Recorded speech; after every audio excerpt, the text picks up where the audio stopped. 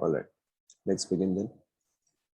So gases state में बस छोटे मोटे और कुछ पार्ट्स बाकी है, तो उस चीज को हम स्टार्ट करते हैं. Now the first part that we're going to discuss in gas state is aqueous tension. Heading डाला आप सभी. Aqueous, aqueous, AC, aqueous tension. Okay, aqueous tension is also called as vapor pressure.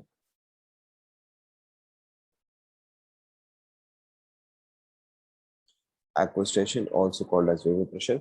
Okay, now the first thing that we have to understand in aqueous tension is that aqueous tension is dependent.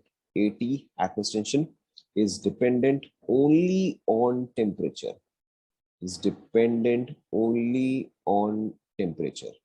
Okay, now only on temperature कहने का मतलब क्या हुआ कि अगर suppose करो आपके पास कोई भी एक वेसल है, लेट्स से इसका volume is 5 litre, temperature is let's say 300 kelvin, and at 300 Kelvin, let's say aqueous tension is for example 30 mm of Hg. Okay, मैंने यहाँ पे एक रैंडम वैल्यू दे दिया है कि at 300 Kelvin aqueous tension is 30 mm of Hg. तो इसका मतलब क्या है कि अगर यहाँ पे 1 ड्रॉप ऑफ वाटर भी प्रेजेंट होगा, ओके, चाहे यहाँ पे 1 ड्रॉप ऑफ वाटर प्रेजेंट हो, चाहे यहाँ पे 1 लीटर ऑफ वाटर प्रेजेंट हो, ओके, डजंट मैटर, इसके ऊपर जो वाटर वेपर बनेगा उसका pressure will be 30 mm of Hg only. Okay, अब चाहे ये 5 लीटर को आप एक्सपैंड करके 10 लीटर्स भी कर दो, तभी भी यहाँ पर जो एक्वस टेंशन होगा उसका क्या वैल्यू होगा बताओ. करेक्ट, तभी भी उसका वैल्यू 30 ही होगा. So the only thing that we have to understand here is aqueous tension is always fixed and it is only dependent on temperature. It does not depend on volume, it does not depend on moles, it does not depend on the pressure of other gases. Okay, it does not depend on the pressure of other gases. Aqueous tension is dependent only on temperature. Okay, now इसका देखो, हम एक बहुत ही simple सा example लेते हैं. ये पहले ये वाला पार्ट पहले आप सभी कॉपी कर लो. ओके, ये लिख लो, देन लिख लो यहीं पे इसके आगे, for example at temperature 300 kelvin aqueous tension जितना, then the aqueous tension would change only if temperature changes. Then aqueous tension would change only if temperature changes.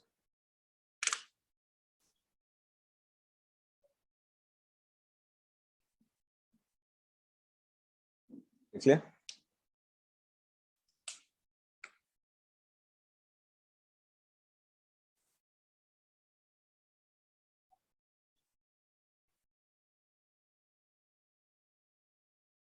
Clear?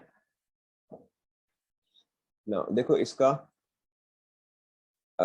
of course it depends on type of liquid. It does not depend on type of gas, it depends on type of liquid, क्योंकि liquid यहाँ पे vapor state में जा रहा है. Right? Now let's take a very simple example. Suppose करो कि मेरे पास एक कंटेनर है. Alright, I have a container. In this container the total pressure, okay, the total pressure is, let's say मैं एक random value ले रहा हूँ, let's say 200 mm of Hg. Okay, the total pressure is 200 mm of Hg. कौन आ गया stranger बताओ.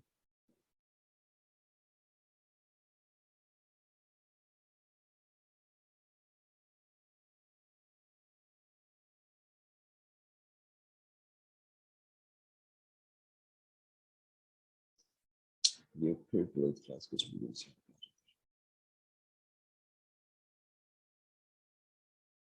Anyways, so let's say यहाँ ध्यान दो, let's say यहाँ ध्यान दो कि इस वेसल के अंदर मेरे पास नाइट्रोजन है, ओके, एंड वाटर वेपर है.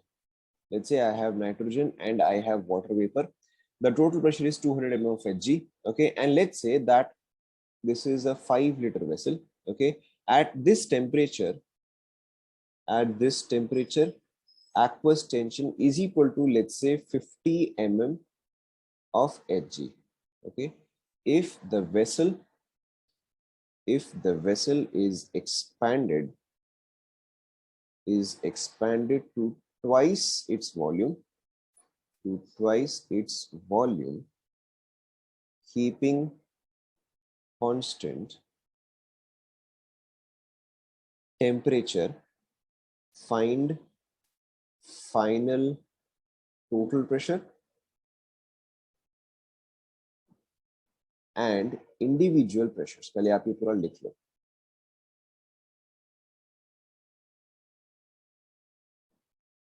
यानी कि अब आपने क्या किया, अब आपने इसी चीज को 10 लीटर में कन्वर्ट कर लिया.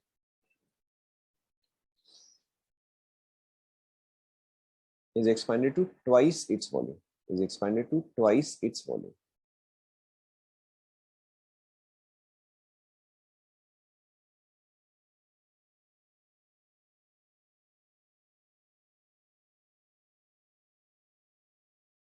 Now, ये वाला एग्जाम्पल है, ये वाला मैं आपको बताऊंगा. देखो आपको ये एग्जाम्पल करते पूरा समझ में आ जाएगा.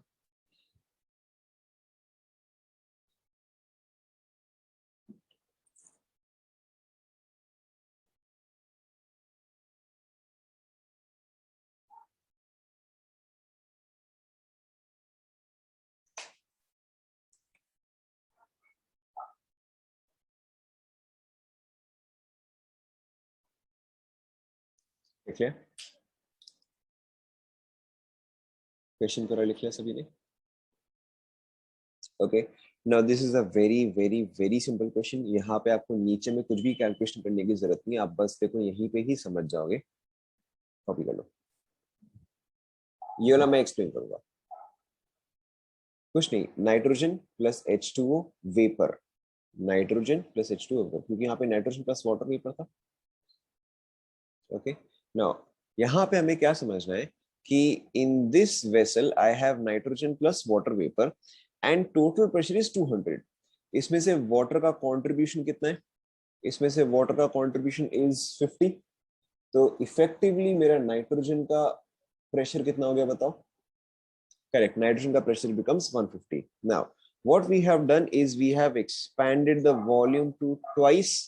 अब हमने वॉल्यूम तो ट्वाइस कर दिया, लेकिन हमने टेम्परेचर कांस्टेंट रखा, राइट? सो ऐसे केस में वाटर वेपर या एक्वस टेंशन चेंज होगा क्या? Correct, because the temperature is constant, the aqueous tension does not change. So यहां पर भी, राइट, यहां पर भी अब वाटर वेपर का प्रेशर कितना आएगा बताओ? करेक्ट, यहाँ पर भी as simple as that, water vapour का प्रेशर जो है वो आएगा 50 mm of Hg. This part remains constant. लेकिन अब नाइट्रोजन तो गैस हुआ. ओके. नाइट्रोजन के केस में आपने वॉल्यूम डबल कर दिया, तो प्रेशर क्या हो जाएगा? करेक्ट, प्रेशर डिक्रीज हो जाएगा. हाउ मेनी टाइम्स हो जाएगा? हाफ हो जाएगा, राइट? सो यहाँ पे नाइट्रोजन का प्रेशर वाज 150. सो यहाँ पे अब नाइट्रोजन का प्रेशर कितना हो जाएगा? करेक्ट, 75 हो जाएगा. Now what is the total pressure? So individual pressure में देखो, नाइट्रोजन का मेरा आ गया 75, H2O का remains as it is at 50, and मेरा टोटल प्रेशर कितना आ गया? 125. Is that clear? This is the only thing that we have to understand here. लोग यहाँ पे क्या मिस्टेक करते हैं, या कॉमनली ये क्वेश्चन, ये कॉन्सेप्ट जिसको नहीं पता वो क्या मिस्टेक करते हैं, वो सिंपली देखते हैं 200 5 लीटर से 10 लीटर, तो डायरेक्टली आपका वॉल्यूम डबल हुआ है तो प्रेशर हाफ हो जाएगा. तो टिपिकली वो क्या मिस्टेक करते हैं कि 200 को डायरेक्टली वो 100 कर देते हैं. But what we have to understand here is vapour pressure does not change. Is that clear? So vapour pressure को पहले हम सेपरेट कर देते हैं, बाकी सबको चेंज करते हैं, and then we add back vapour pressure. Is that clear? Complete करो, then we'll take one more example.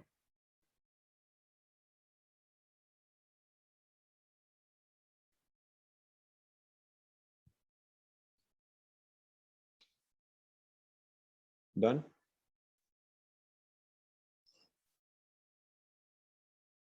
Alright, let's take now. अब हम एक क्वेश्चन लेते हैं, ये वाला अब आप सॉल्व करो.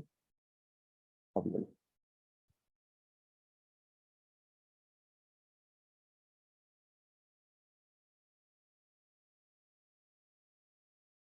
क्या क्या ऐड क्या?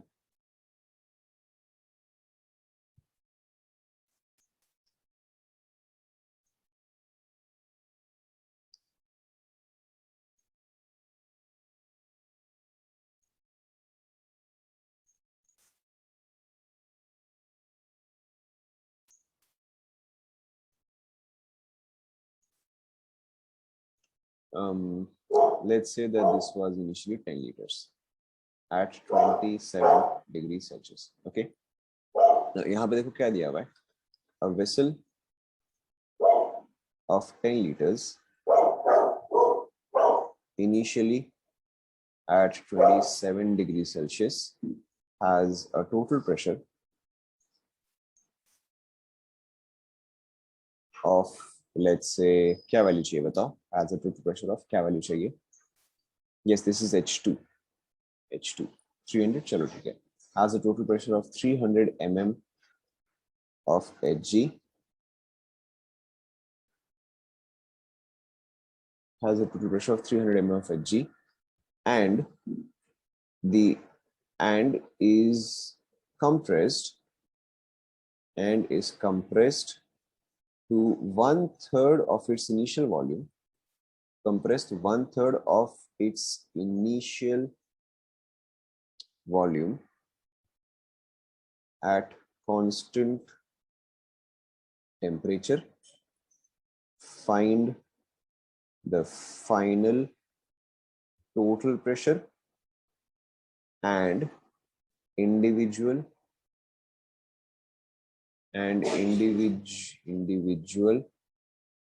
partial pressures.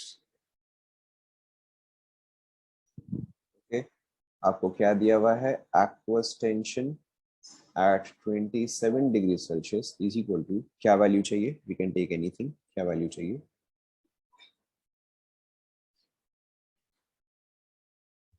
बोलो क्या वैल्यू चाहिए, 100, 100 थोड़ा ज्यादा हो जाएगा, 75 sounds like a good value. Okay, 75 mm of Hg, या जो इसको थोड़ा सिंपली कर देते हैं, 70 कर देते हैं, ट्राई करो।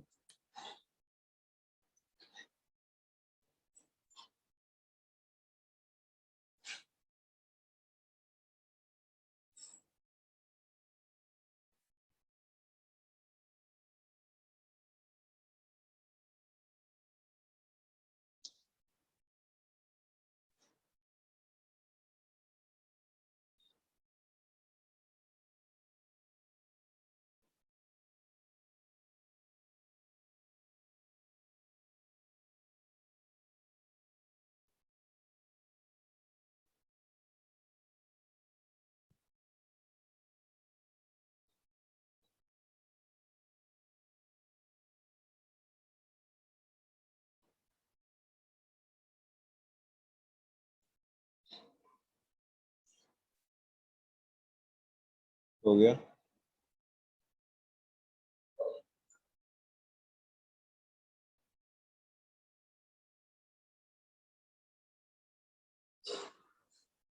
so we have an answer 690 and 760.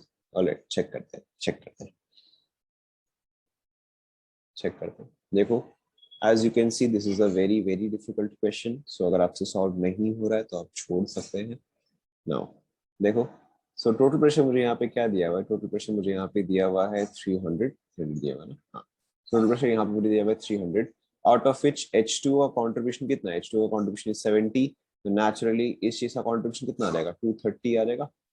Okay, now we are compressing this to 1/3, अगर आप इसको 1/3 कंप्रेस करोगे तो H2 का प्रेशर जो है वो थ्राइस हो जाएगा, तो 230 से चीज क्या बन जाएगा, 690 बन जाएगा, बट वाटर का remains the constant as it is at 70, right. So ये हुआ H2 का पार्शियल प्रेशर, ये हुआ सेम एक्वस टेंशन, तो मेरा टोटल प्रेशर कितना आ जाएगा, 760 आ जाएगा। Is that clear to everyone? चलिए, मेरे ख्याल से और तो एक्वस टेंशन के क्वेश्चंस करने की जरूरत नहीं, this is more than enough, right. Concept जो है आपका यही रहेगा, आपको बस इतना सा ही इसमें समझना, right. Now there is one more term that we have to understand. नहीं, we have to do more types of questions. देखो, now there is one more term that we have to understand. Aqueous tension build कैसे होता है? I have no idea. Okay, and thankfully we don't even have to do that. In any case, aqueous tension वाला part जो है ये हम chemical equilibrium में करेंगे. Now ध्यान दो, we have to understand another term called as gauge pressure. Gauge, gauge pressure. Okay. Now this is a very simple term. आपको सिंपली क्या समझना है कि गेज प्रेशर जो है that is very simply pressure actual minus pressure atmospheric. Gauge pressure is equal to pressure actual minus pressure atmospheric. Okay, तो कहने का मतलब क्या हुआ कि हमारा एटमॉस्फेरिक प्रेशर कितना होता है बताओ? 1 atm होता है, ये सुनो, एटमॉस्फेरिक प्रेशर जो है वो 1 atm हुआ। तो अगर सपोज करो किसी वेसल के अंदर, ओके, अगर सपोज करो किसी वेसल के अंदर का प्रेशर इज 5 एटमॉस्फेयर, तो इसका गेज प्रेशर कितना आएगा बताओ? करेक्ट, तो इसका गेज प्रेशर आ जाएगा 4 atm। Okay, as simple as that.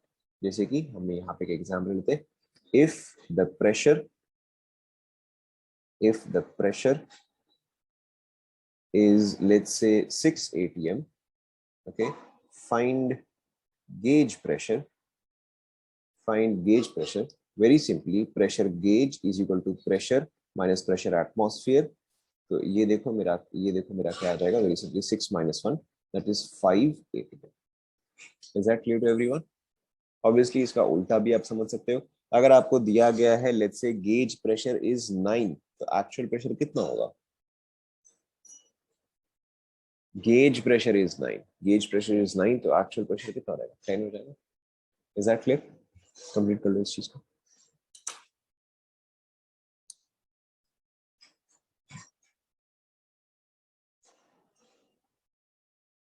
Done.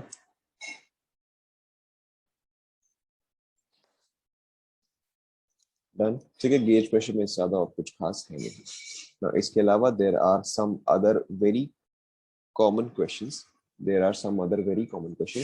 The first question is, if a balloon की स्पेलिंग का मैं श्योर नहीं हूँ, डबल ओ होता शायद, double L double O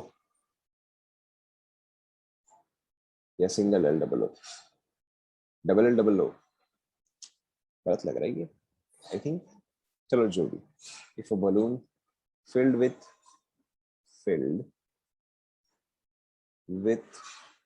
methane is pricked and dipped in a tank of helium, the balloon will A, contract, B, expand, C, remain same size, and D option हम क्या कर सकते हैं?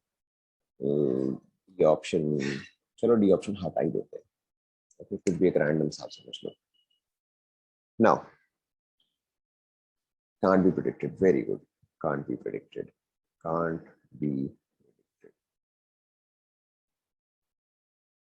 Filled with methane is pricked and dipped in a tank of helium, the balloon will. Okay, so यहाँ पे देखो, this is a very very common type of question. What do you think what will happen and why? What do you think what will happen and why?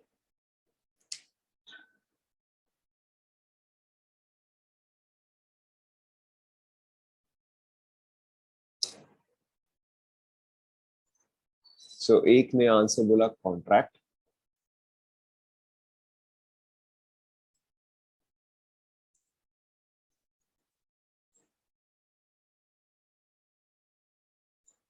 Pressure का यहाँ पे जरूरत नहीं है। Assume कि methane and helium both are the same pressure. Okay, assume कि methane and helium both are the same pressure.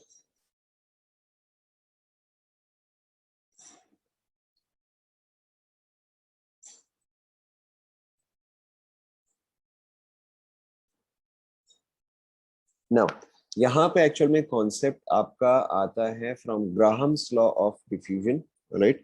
Now here the concept is from Graham's law of diffusion. देखो ध्यान दो, सो आपके पास एक टैंक में एक बलून है which has a small hole. Okay, एक बलून है which has a small hole.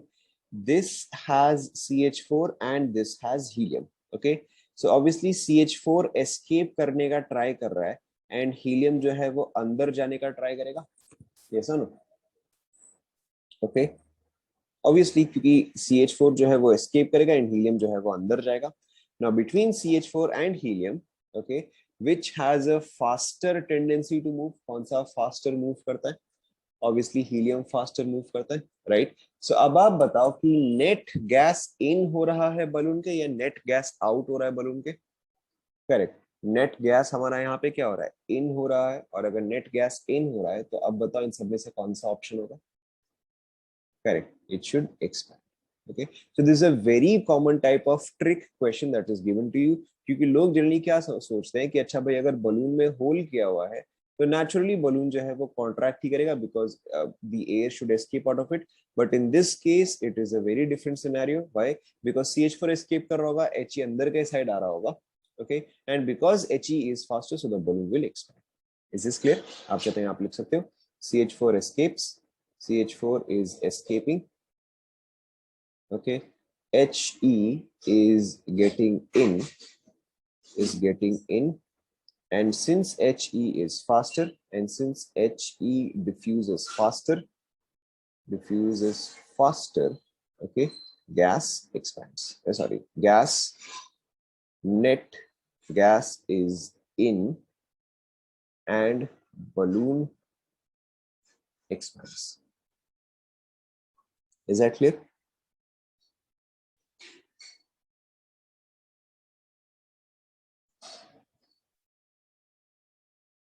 Is that clear to everyone?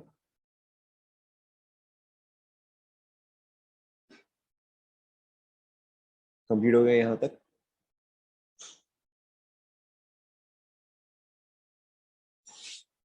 Okay, now इसी से रिलेटेड एक और काफी कॉमन क्वेश्चन है.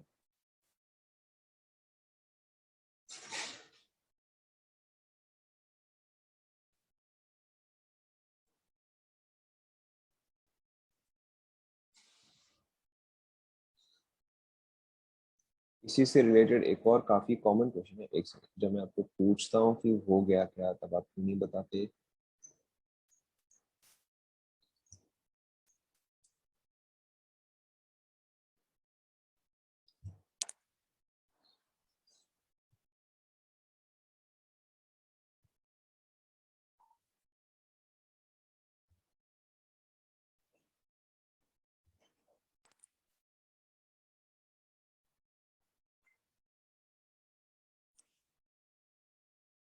हो गया? हो गया.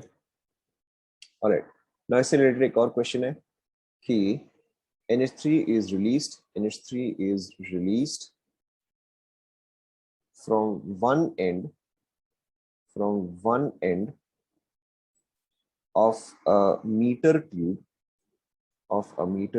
tube, and HCl is released from the other end.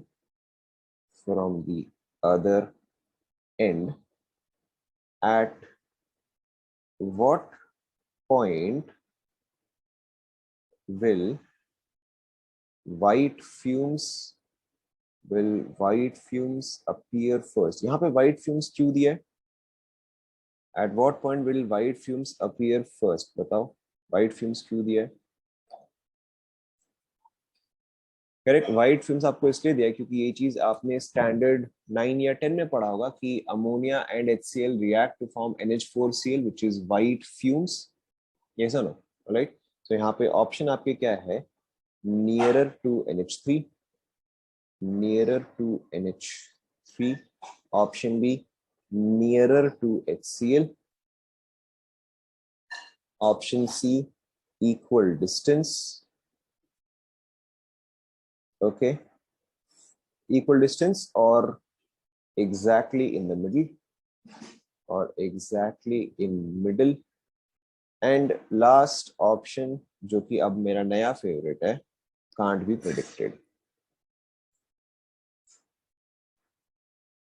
Try करो.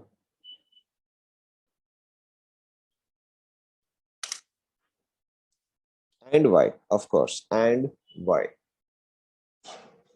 This is a very common question. अगर आप लोगों ने असाइनमेंट ठीक से किया होगा एंड अगर आप लोगों ने एनसीईआरटी ढंग से पढ़ा होगा तो you would have definitely come across this question. किया ही नहीं किया?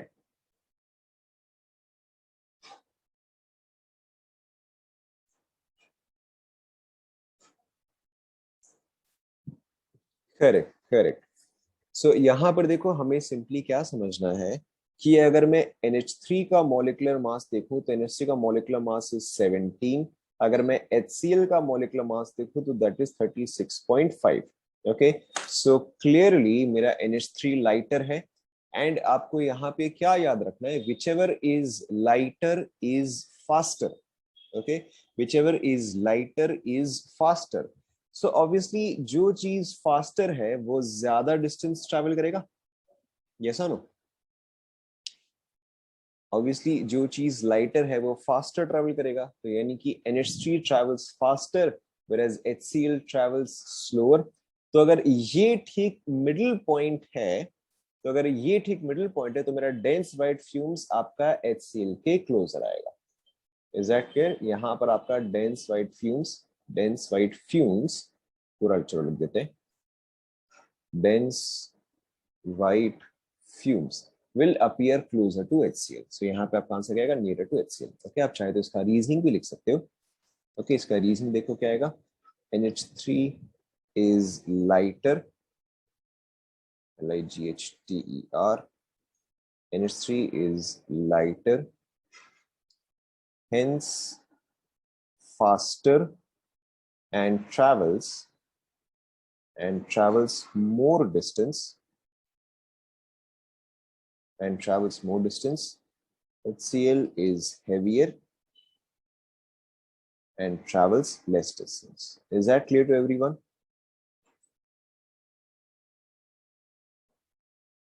ओके, ऑब्वियसली हम चाहे तो यहाँ पे एग्जैक्ट पॉइंट भी निकाल सकते हैं। Okay, we can very simply also find out the exact point. चलो पहले आप एक बार खुद से ट्राई करो सॉल्व करने का, what will be the exact point. ये आपको मैंने एक मीटर स्केल दे दिया है। ओके, बताओ what is the distance from this point two this point. Try करो।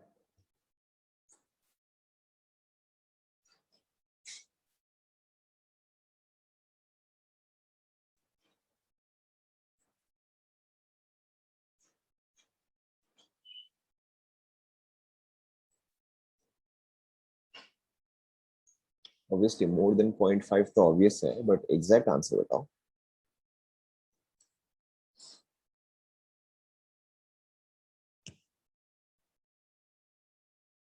1/3 अप्रोक्सीमेटली। 1/3 यहां से यहां नहीं होगा ना, 1/3 यहां से यहां होगा। सो देखो इसको एग्जैक्टली कैलकुलेट करने का क्या तरीका है। यहां से NH3 निकला। ओके, यहां से HCl निकला। नाउ NH3 का रेट या स्पीड जो है, rate will basically be speed is inversely proportional to under root of m। Same चीज यहाँ पे, rate is inversely proportional to 1/m। Okay, and distance हमारा क्या आता है? स्पीड इनटू टाइम आता है। Okay, but since both of them will meet at the same time, okay, दोनों ऑब्वियसली जब मिलेंगे तो वो तो सेम टाइम हुआ होगा ना। अगर ये 5 सेकंड्स के लिए मूव कर रहा होगा तो ये भी तो 5 सेकंड्स के लिए मूव करेगा। Okay, so time will be same, which means that distance is proportional to speed। yes or no? Okay, so if I say this distance is d1 and this distance is d2, okay, then very simply d1 is proportional to r1 and d2 is proportional to r2, which effectively means that d1 by d2 मेरा क्या आ जाएगा? Under root of m2 by m1 आ जाएगा। देखो check करो। Approximately correct, approximately 2:1 ratio रहेगा। But देखो एक बार समझ लो आप सभी, राइट? सो अब देखो I can easily find this out. So d1 by d2 is under root of m2 by m1, यानी कि यहाँ पे आ जाएगा मेरा अंडर रूट ऑफ 36.5 एंड यहाँ पे मेरा आ जाएगा अंडर रूट ऑफ 17। ओके, तो अब अगर मुझे ये वैल्यू निकालना है when this distance is given to me at 1 meter, तो ऑब्वियसली मेरा ये डिस्टेंस कितना आ जाएगा? Under root of 36.5 divided by under root of 36.5 plus under root of 17 into 1. Is that clear to everyone? Clear हुआ नहीं हुआ? देखो एक बार चेक कर लो.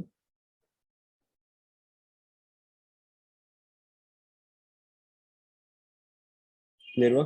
बाकी का वैल्यूज अब आप अप्रोक्सीमेटली कैलकुलेट कर सकते हो. मैं अप्रोक्सीमेटली निकाल रहा हूं.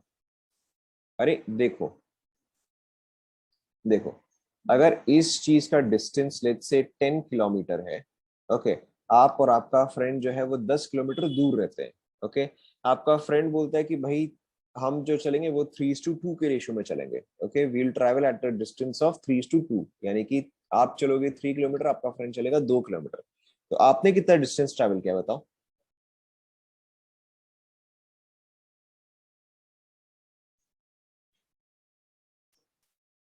बोलो. करेक्ट. तो आपने यहाँ पे 6 किलोमीटर चला होगा, राइट? तो ये 6 किलोमीटर कैसे आएगा? 3/3 + 2 × 10 से आएगा. ओके. अरे आपके पास स्कूटी है, उसके पास साइकिल है, तो ऑब्वियसली आपको ज्यादा चलना चाहिए ना. मतलब कैसे फ्रेंड हो आप? Is that clear?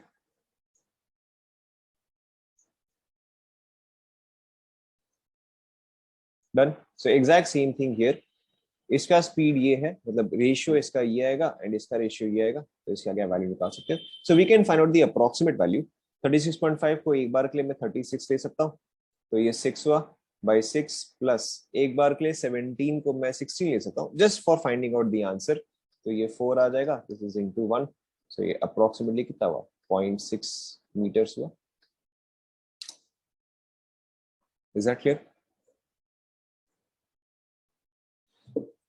एक और एग्जाम्पल ले लेंगे, but is this one clear? Okay. Obviously यहाँ पे वैल्यूज बहुत अच्छे नहीं थे, which is why it complicated the calculation. But let's take something with good values. ये आप एक बार लिख लो. इसमें ऐसा कुछ खास है नहीं, लिख लो आप ही. Will take one more example.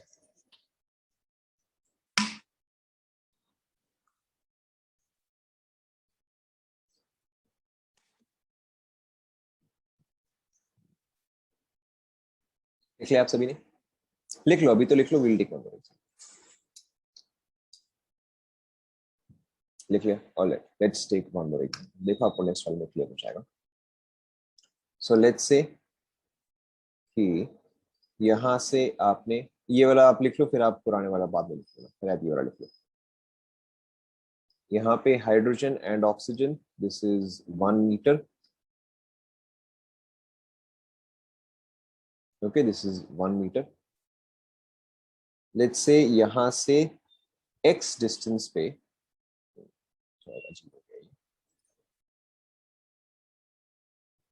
Let's say यहां से x डिस्टेंस पे हाइड्रोजन एंड ऑक्सीजन मीट करते हैं. ओके, लेट्स से आपका क्वेश्चन क्या है कि hydrogen is released from one and from one end and oxygen from the other and oxygen from the other. They meet at a point x from hydrogen.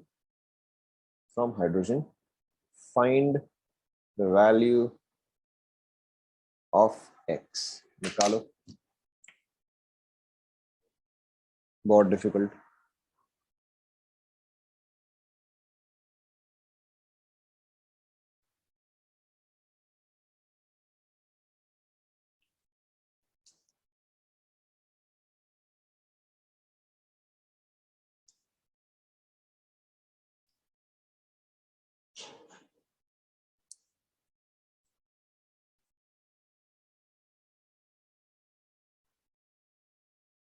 Question सभी ने लिख लिया?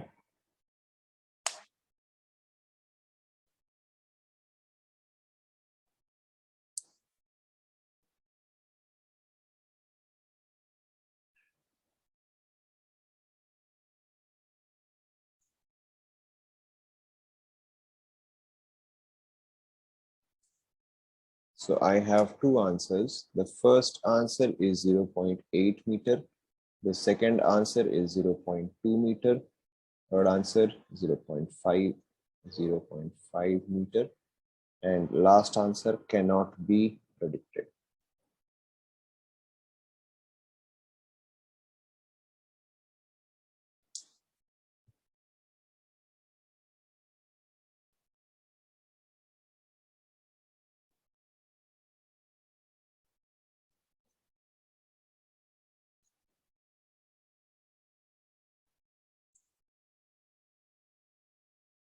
हो गया क्या?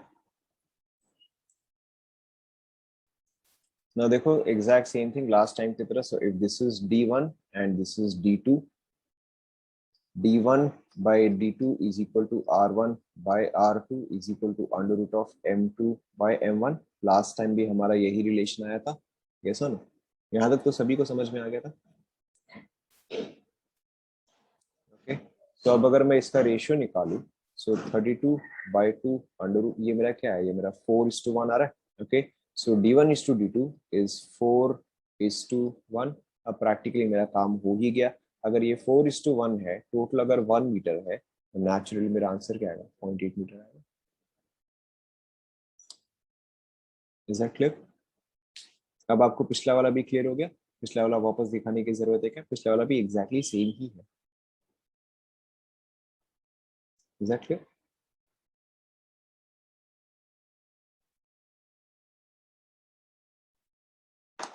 ओके. फिर भी पिछला वाला जिसका कंप्लीट नहीं हुआ है वो स्क्रीनशॉट ले लो.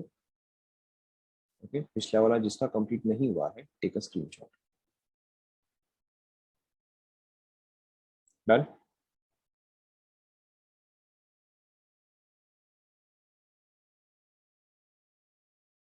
ले लिया? ले लिया. Okay. Let's continue. Now another common type of question that is given to you is, on which of the following question, on which of the following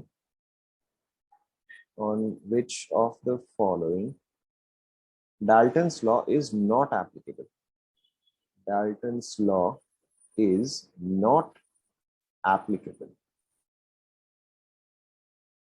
Okay. Option A, let's say helium and hydrogen.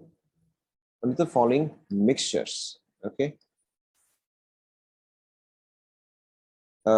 helium, hydrogen, let's say NH3 HCl. Option C nitrogen and oxygen. Option D hydrogen and oxygen. Okay. एक बार आप try करो, फिर obviously मैं answer तो बताऊंगा ही, but एक बार आप try करो. Dalton's law is not applicable, and obviously why? Why? Correct. Now Dalton's law का definition अगर आपको याद है तो Dalton's law का definition was in a mixture of non-reacting ideal gases. Non-reacting is the key term here. Okay. So not applicable कहाँ पे हो जाएगा? जहाँ पे gases react कर जाएंगे. Okay. So we want gases that are non-reactive. So clearly मेरे पास यहाँ पे आंसर क्या आ जाएगा? NH3 and HCl. Okay. क्योंकि ये आपस में react कर जाएंगे, and for that I cannot apply Dalton's law. Okay. यहाँ पे helium is a noble gas. This obviously will not react. Nitrogen is an inert gas. Okay. हालांकि nitrogen and oxygen react करते हैं, but for that you need extreme conditions. But otherwise nitrogen आपका एक inert gas ही होता है. So in this case you can use Dalton's law. Hydrogen and oxygen के reaction के लिए भी अगर आपको याद है तो you need sparking. Okay. For formation of water hydrogen oxygen में स्पार्किंग करना चाहिए. Alright. So again in general conditions या under general conditions hydrogen and oxygen also do not react. Alright. But NH3 और HCl जो है वो general condition में भी रिएक्ट कर जाएंगे. सो हमारा आंसर क्या आ जाएगा? बी आ जाएगा. व्हाई? Because these react. चलो हम यहाँ पे एक और वर्ड डाल देते हैं. Is that clear?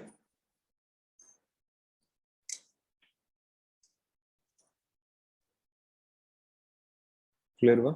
Alright. Let's continue. Now इसके अलावा there are two three short terms जो कि हमें कंप्लीट करना है.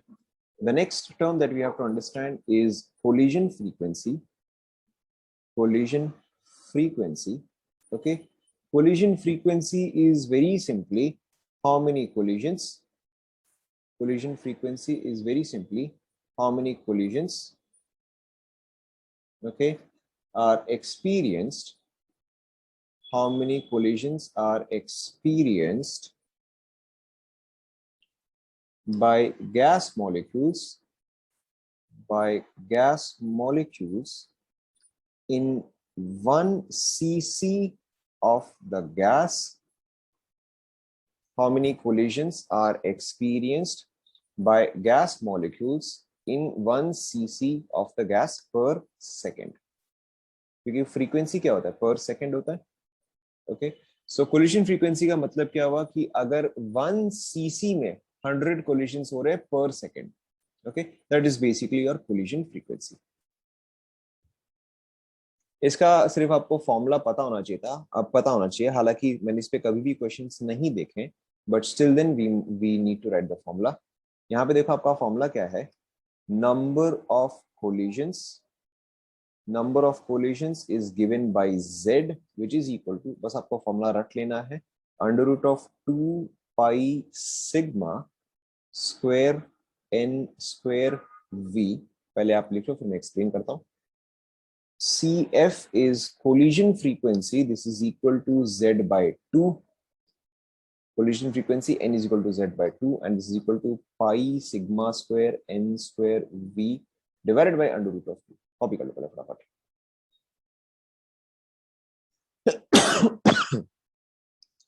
V is average velocity. N is number of molecules per cc. Sigma is molecular diameter. Molecular diameter. लिख लो पहले आप.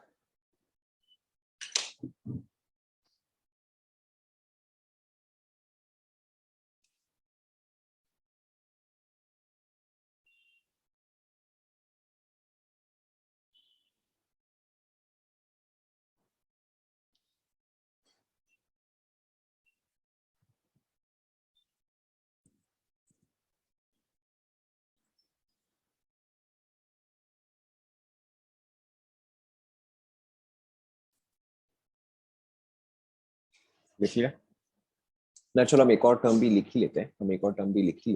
The other term is mean free path. Mean free path is represented by lambda. Okay, the other term is mean free path. Mean free path is given by lambda. Mean free path का मतलब क्या होता है? It is the distance traveled by a molecule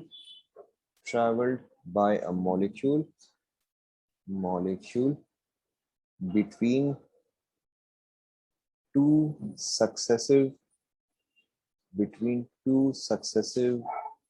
collisions.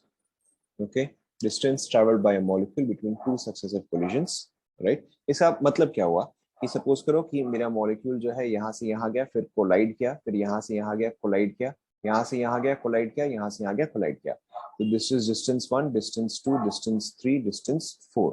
Okay, so mean free path basically क्या हो जाएगा, d1 plus d2 plus d3 plus d4 divided by 4. Okay, so मेरा lambda क्या हो जाएगा, very simply d1 plus d2 plus d3 plus d4 complete divided by 4. समझ में आया? So distance traveled by a molecule between two successive collisions. Okay. Now this is given by lambda, which is equal to average distance traveled per second. Average distance traveled per second. Divided by number of collisions. Okay. So ये मेरा आता है V by under root of 2 pi sigma square n into V. Okay, 2 pi sigma square n into V.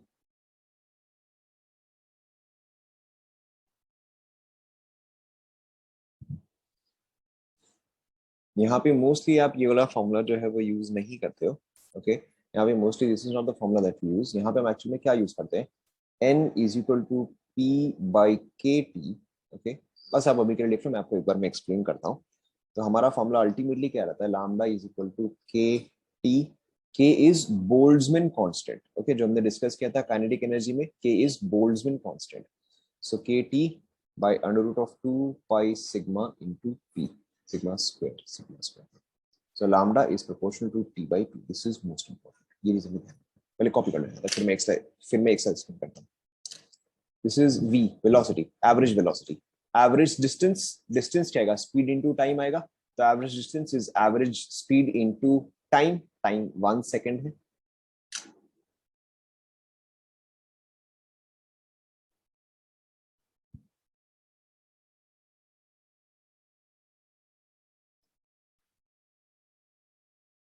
इसमें मैंने बहुत ही rarely questions देखे, मैंने almost कभी भी क्वेश्चंस नहीं देखे हैं। This is just for your understanding. Terms जो है सारे सेम ही है, यहाँ पे जो टर्म्स है और यहाँ पे जो टर्म्स है सेम ही है। Average velocity, molecular diameter, number of molecules पर सीसी ऑफ गैस। अच्छा यहाँ पे एक बी नहीं है, सॉरी मैंने यहाँ पे गलती से बी डाल दिया, यहाँ पे बी नहीं।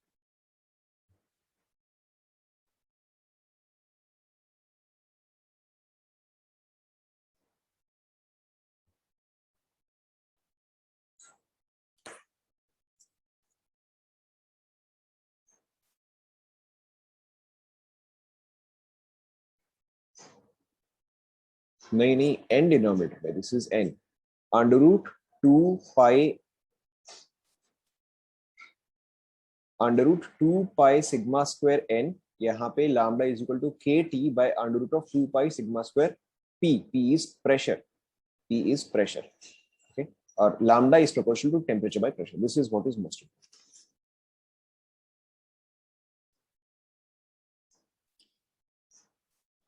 लिखिए, okay. Now mean free path and collision frequency का मतलब क्या होता है, very simply, okay, mean free path and collision frequency का मतलब क्या होता है, very simply, collision frequency is how many collisions take place per second, okay, how many collisions take place per second. Now यहाँ पे देखो कोलिजन फ्रीक्वेंसी हमने n is equal to z by 2 क्यों किया, very simply, okay, very simply देखो कि let's say ये car and ये कार अगर कोलाइड करता है, ओके, ये कार एंड ये कार अगर कोलाइड करता है, ओके, सो एक्चुअल में नंबर ऑफ कोलिजंस कितना हुआ, correct, in actual the number of collisions just one, right. हालांकि अगर ये अपना कोलिजन अलग बोलता है, ये अपना कोलिजन अलग बोलता है, ओके, सो रिपोर्टिंग में तो 2 कोलिजंस जाएगा, बट एक्चुअल में नंबर ऑफ कोलिजंस कितना हुआ, एक्चुअल में तो नंबर ऑफ कोलिजंस 1 ही हुआ ना, okay, so which is why हमने यहाँ पे z बाई 2 किया। Is that clear, okay. And ये बस एक फॉर्मूला है जो कि आपको मेमोराइज कर लेना। I have never seen questions on this, I have absolutely never seen questions on this, but आपको एटलीस्ट ये टर्म पता होना चाहिए एंड इसका आपको फॉर्मूला पता होना चाहिए। Apart from that, mean free path is again, जैसा कि मैंने आपको बताया कि अगर एक मॉलिक्यूल यहाँ से यहाँ ट्रैवल करता है एंड इट कोलाइड्स, देन यहाँ से यहाँ ट्रैवल करता है, इट कोलाइड्स यहाँ से यहाँ एंड यहाँ से यहाँ, okay. So mean free path is basically the average distance between two successive collisions, okay, mean free path. इसके अलावा इसका फॉर्मूला में ये सब चीज तो देखो कभी भी मैंने इंपॉर्टेंट अगेन नहीं देखा है, मैंने जब भी क्वेश्चन देखा है मैंने सिर्फ इस टर्म पे ही देखा है। यहाँ पे आपको टिपिकली, यहाँ पे आपको टिपिकली मैंने क्या क्वेश्चन देखा है कि if the temperature is doubled, if the temperature is doubled keeping constant pressure, how does the mean free path change. तो वैसे केस में आपको ऐसे ही क्वेश्चंस आते हैं। इज दैट क्लियर,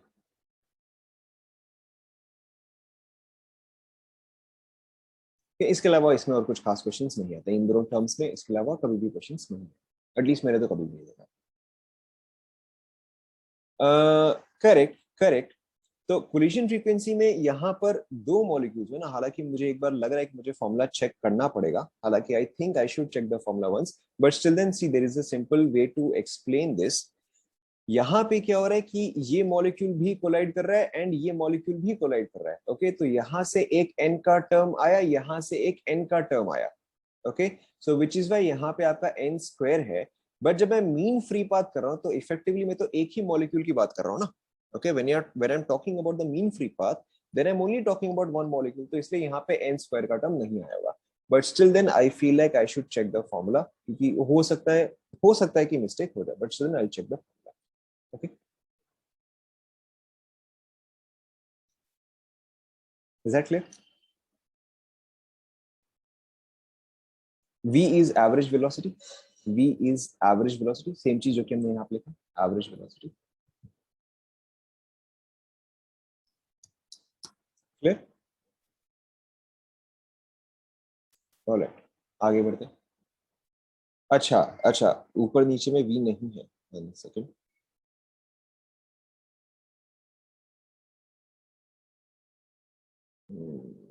हो सकता है फॉर्मूला में तो पड़ेगा. चलो ठीक है, मैं एक बार फॉर्मूला चेक कर लूंगा. ओके ठीक है, मैं एक बार फॉर्मूला चेक कर लूंगा. हालांकि ये तो सही है, यहाँ तक तो सही है. मैं एक बार चेक कर लूंगा जस्ट इन केस कोई अगर इशू हो. ठीक है, नहीं यहाँ पे मैंने वी नहीं लिखा ना, यहाँ पे वी लिखा है बट यहाँ पे वी नहीं लिखा है.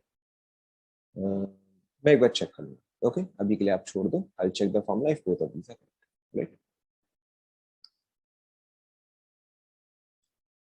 Now let's continue. Let's continue. So एक और टर्म देखो हमने डिस्कस किया था, ये दोनों फॉर्मूला मैं आपको चेक करके बता दूंगा. Will discuss this in the next class, but अभी के लिए हम आगे बढ़ते हैं. Now, the other term that we have discussed is B is equal to how many times volume of molecules? B is equal to how many times volume of molecules? ओए, वापस याद करो. B is equal to how many times molecular volume? क्या कर रहे हो आप ये? 1/2 पाई सिग्मा. B भाई, B लैम्डा नहीं, B. B वॉन्डरवॉल गैस का A and B. B is equal to 4 into 4/3 pi r cube discuss किया था हमने. Yes or no? B is equal to 4 times volume of molecules. Okay. Now, इसका derivation कहाँ से आता है? Again, this is not particularly important, but still something that we should do. So, यहाँ पर देखो, अगर दो molecules collide कर रहे हैं, alright? अगर दो molecules collide कर रहे हैं, तो यहाँ से यहाँ तक का distance बताओ कितना होगा? If the radius is r, then this distance would be, obviously this distance would be 2r. Okay, obviously this distance would be 2r. So effectively अब देखो, अब जब ये कोलाइड कर रहे हैं, ओके, या अगर molecule are closest to each other as possible, okay, and no other molecule can be closer. Okay, if these two molecules are closest to each other, इसका मतलब क्या है कि कोई भी और मॉलिक्यूल इससे तो और क्लोजर हो नहीं सकता. यस और नो? ओके, कोई भी और मॉलिक्यूल इससे तो और क्लोजर हो नहीं सकता. और अगर इससे और क्लोजर नहीं हो सकता, ओके, इट मींस दैट कि in a volume of, now ध्यान दो, in a volume of 4/3 pi 2r cube, okay, in a volume of 4/3 2 pi r cube, sorry, 2 pi r cube, no other molecule can be present. Yes or no? Okay, ना यहाँ पे देखो, what effectively this means is, देखो यहाँ पे इसका मतलब क्या होता है कि इस वॉल्यूम में, देखो इस वॉल्यूम में अगर ये मॉलिक्यूल इससे क्लोजेस्ट है, या अगर ये एटम इससे क्लोजेस्ट है, तो इस रीजन में तो कोई भी और मॉलिक्यूल नहीं हो सकता. जैसा ना, तभी तो ये वाला क्लोजेस्ट आएगा ना. Is this clear?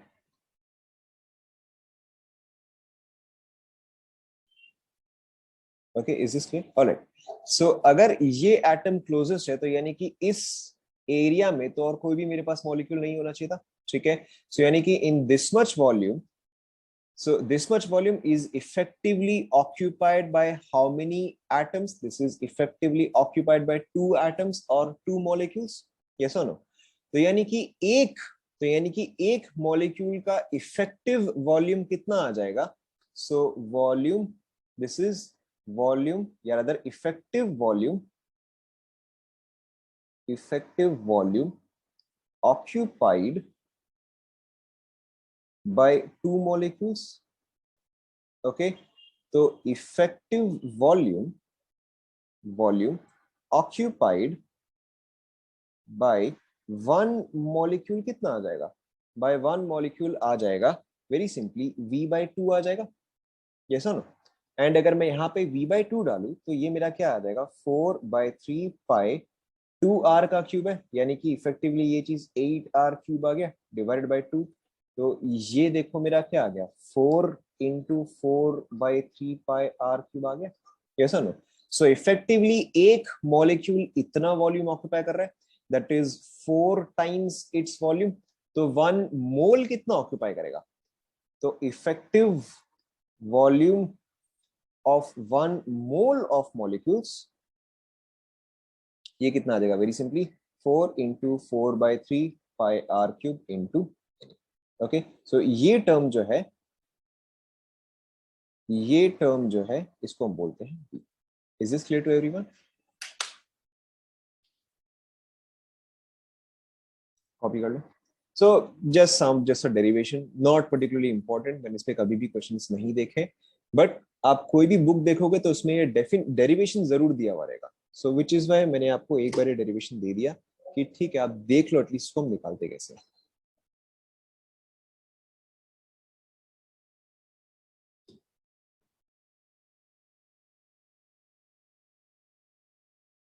ए का डेरिवेशन इज नॉट इंपॉर्टेंट, ए का derivation is not important.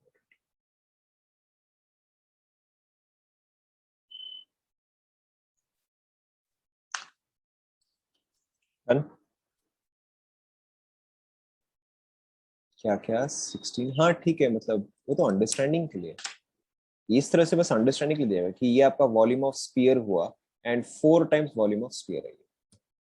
Okay, तो ठीक है आप ऑब्वियसली लिख सकते हो, एक ही बात है। Is it done? Okay, now इसके अलावा जो हमने क्वेश्चंस देखे थे ऑफ बैरोमीटर, ओके, इसके अलावा जो हमने क्वेश्चंस देखे थे ऑफ बैरोमीटर मल्टीप्लाइड बाय, अच्छा 16/3 पाई r cube volume of sphere 16/3 pi r cube into Na।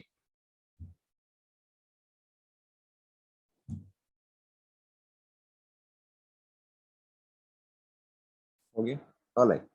Now अब देखो इसके अलावा काफी कॉमन टाइप के हैं questions on barometer.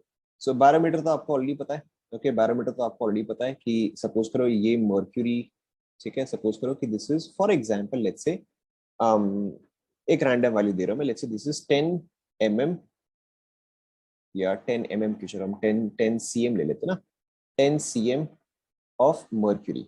Okay, let's say that this is 10 cm of mercury and let's say कि ये लेंथ जो है, ओके, ये length of air, this length of air is let's take a random value 3.8 centimeter. Okay, let's say that this is 3.8, नहीं 3.8, in fact let's take 4.8, आपको इसका use समझ में आ जाएगा, एक second. 4.4 or 4.8, 4.4, okay, and let's say that this distance is 4.4 centimetre. Okay, अब देखो यहाँ पे क्वेश्चन क्या है कि अगर इस चीज को मैं इस तरह से रख दूं, ओके, अगर इस चीज को मैं इस तरह से रख दूं तो now what is the new length. Okay, now ध्यान दो, this is still at 10 centimetre of H. Okay, now देखो यहाँ पे क्वेश्चन क्या है, एवरीबडी पे अटेंशन। यहाँ पे देखो क्वेश्चन क्या है कि अ बैरोमीटर इज हेल्ड, क्वेश्चन पहले आप लिख लो, a barometer is held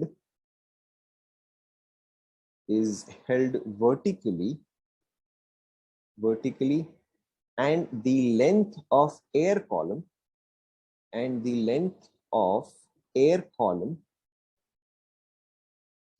is 4.4 centimeter if the barometer is now held horizontally, फटाफट आप लोग क्वेश्चन पहले कॉपी कर लो, is now held horizontally, what is the length of air column। पहले आप फटाफट लिख लो इस चीज को।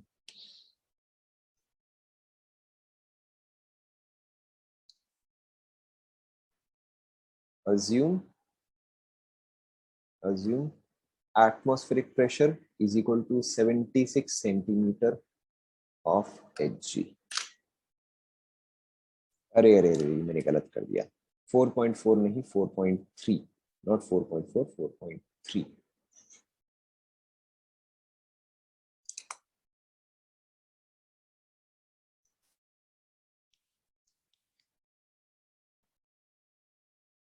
इनफैक्ट ये भी गलत हो जाएगा.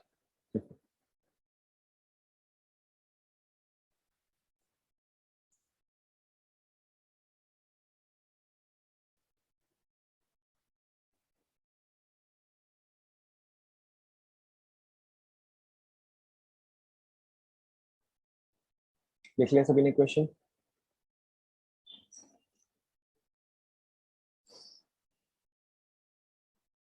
देख लिया? Alright. So now the first thing that we have to understand here is कि यहाँ पे प्रेशर किस तरह से काम कर रहा है. ओके कि यहाँ पे प्रेशर किस तरह से काम कर रहा है. नाउ प्रेशर किस तरह से काम कर रहा है का मतलब क्या है? Let's say that there is a person standing here. Okay, let's say that there is a person standing here. Now over him, okay, over the person, यानी कि ये person जो है वो इस 10 किलोग्राम का वेट उठा रहा है.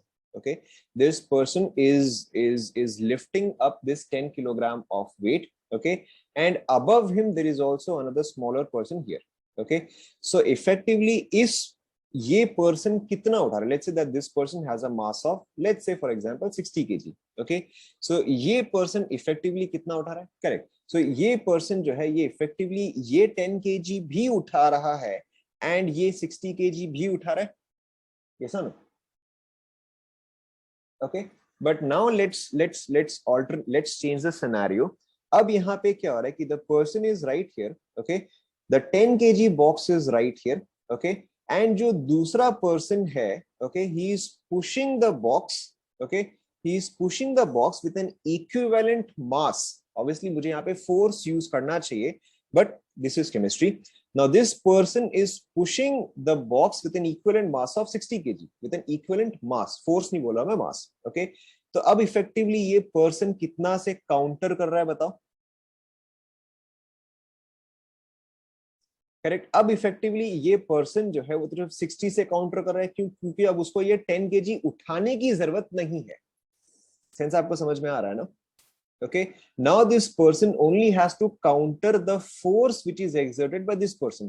पिछले केस में क्या हो रहा था कि एक तो ये पर्सन भी फोर्स लगा रहा था, दूसरा ये बॉक्स भी फोर्स लगा रहा था because of gravity. Okay, but now that this is horizontal, this person does not have to lift the mass of this, but only the force exerted by this person. Yes और no? समझ में आया ये सभी को? Okay, सो यहां पर भी इफेक्टिवली सेम चीज ही हो रहा है. ओके, यहां पर देखो अब आपका क्या हो रहा है कि ऊपर से आपका एटमॉस्फेरिक प्रेशर भी लग रहा है. यस और नो? एंड ग्रेविटी की वजह से ये मर्क्यूरी जो है वो भी नीचे में प्रेशर एक्सर्ट कर रहा है. सो इन दोनों को बैलेंस करते हुए क्या है? मेरा प्रेशर ऑफ गैस है. यस और no?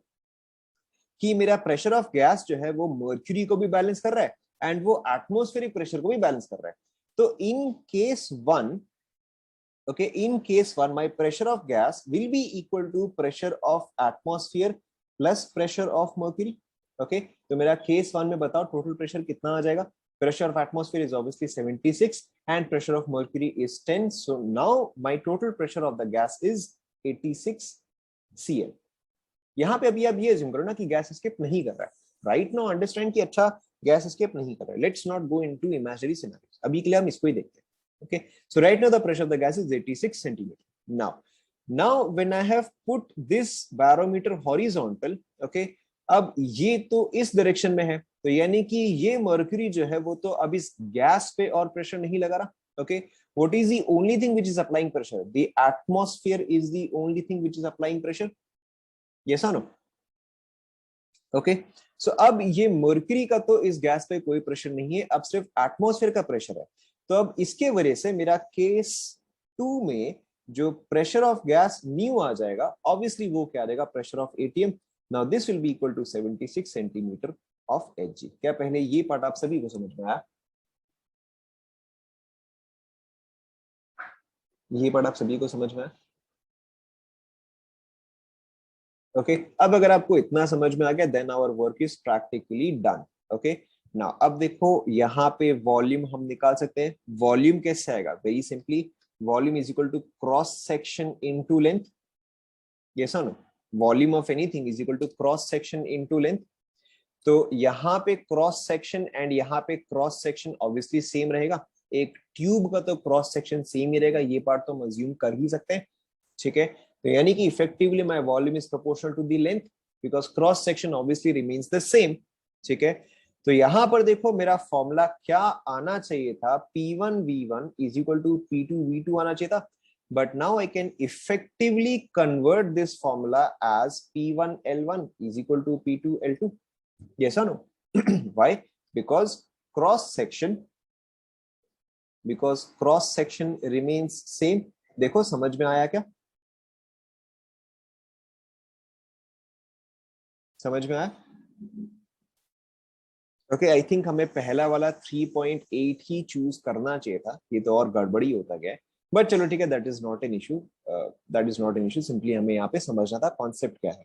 Alright so now this is very simple. So P1 is 86, L1 is 4.3. हालांकि 3.8 यहाँ पे बेस्ट वैल्यू होता. Is equal to this is 76 into L2. तो L2 का वैल्यू हम निकाल सकते हैं. यस और नो? या फिर हम इसको चेंज कर दे? आप अगर बोलोगे तो मैं इसका वैल्यू चेंज कर दूंगा. इसको 3.8 कर दे,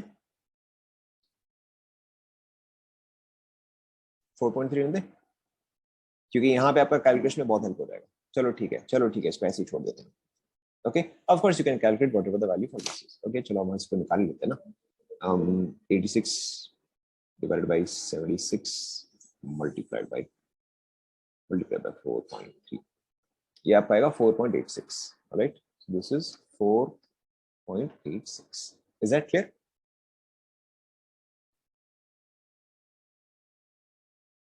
सभी को समझ में आया? ओके सो नाउ कंप्लीट कर लिया क्या? देख लो एक बार कंप्लीट हो गया क्या? Okay so now if you look at the DPPs जो कि हमने छोड़ दिया था. हाँ सो अब देखो अब तो आप ये सारे क्वेश्चंस कर सकते हो. यस सर अब तो आप ये क्वेश्चंस अटेम्प्ट कर सकते हो. ठीक है सो एक और बार ट्राई करो लास्ट वाला. ऑलराइट लास्ट वाले में बस आपको देखो एक और कॉन्सेप्ट समझना है. There is just one more concept that you have to understand in case of liquids. Okay one more concept that you have to understand is pressure is given by pressure is given by rho gh. okay and अगर दो points horizontally same level पे है, अगर दो points same liquid में horizontally same level पे है तो दोनों का प्रेशर सेम रहेगा. If they are horizontally on the same point then they will have the same pressure. जैसे कि सपोज करो अगर आपके पास कुछ ऐसा है. ओके सपोज करो कि ये पूरा पोर्शन जो है वो कनेक्टेड है. ओके लेट्स अज्यूम कि this entire thing is connected. तो हॉरिजॉन्टली सेम पोजीशन पे प्रेशर सेम रहेगा, यानी कि इस पॉइंट पे एंड हॉरिजॉन्टली इसका जो है ये पॉइंट, दोनों पे प्रेशर जो है सेम रहेगा. ठीक है if liquids are connected horizontally they will have the same pressure. चलो ठीक है ये थोड़ा सा हड़बड़ी में हो जाएगा. नेवर माइंड आप बाकी ये क्वेश्चंस एक बार अटेम्प्ट करो. ठीक है ये वाले क्वेश्चंस जो है वो हम नेक्स्ट क्लास में समझते हैं. ठीक है सो एक काम करो अभी के लिए आप ये जो कॉम्प्लिकेटेड वाले हैं ये आप छोड़ दो. ये जहां पे आपको ये फॉर्मूला यूज करने पड़े वो आप अभी के लिए छोड़ दो. We will discuss these in the next class. Okay. There is one more thing that I wanted to discuss, that was payload. Okay. But चलो payload भी हम next class में discuss करेंगे. Okay. Yes, of course we'll discuss this in the next class. Okay. So थोड़े बहुत और barometer के एक दो टाइप के क्वेश्चन है वो भी चलो हम नेक्स्ट क्लास में डिस्कस करके गैसियस स्टेट को खत्म करते हैं. ऑलराइट ठीक है then I expect by your next class your gas state should be completed. So I expect कि आप लोग at least DPP part जो है वो आप लोग खत्म करें. Is that clear? Okay, assignment मैंने आपको अभी तक दिया नहीं, I know that, but DPP part आप लोग at least खत्म करें. Clear? That's it for today then. Thank you.